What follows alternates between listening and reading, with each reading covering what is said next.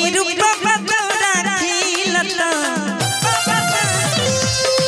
छोड़ी नीले पीड़ी मगोरी वाला कीड़ी ओए मेरू बाबा तोरा खिलता एक छोरा पटाइला छोरी संगा के मजा मिलता एक छोरा पटाइला छोरी संगा के मजा मिलता एक छोरा पटाइला छोरी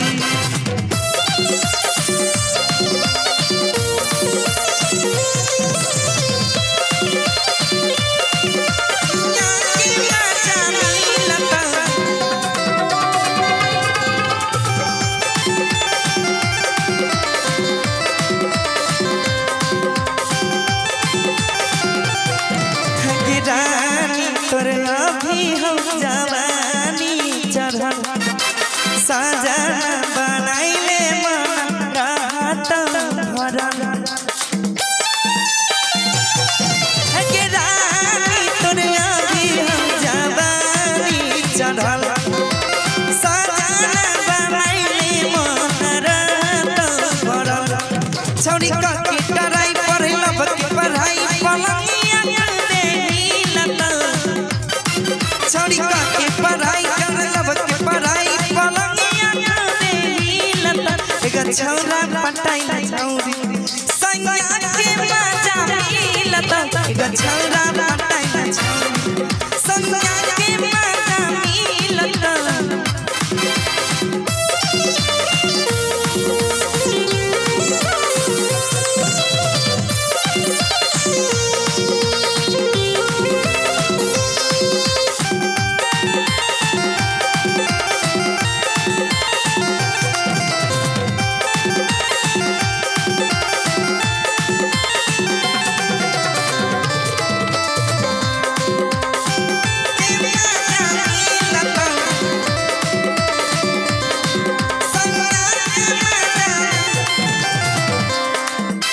जवानी कुमार ही लूटले लहा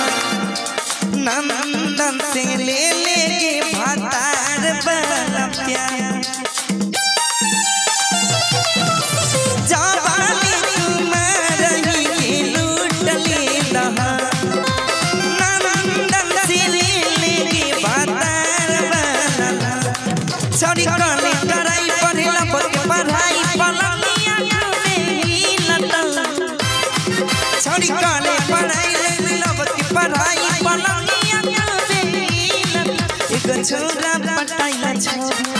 संगा के मजा मिलता एक छोरा पटाइला छोरी संगा के मजा मिलता एक छोरा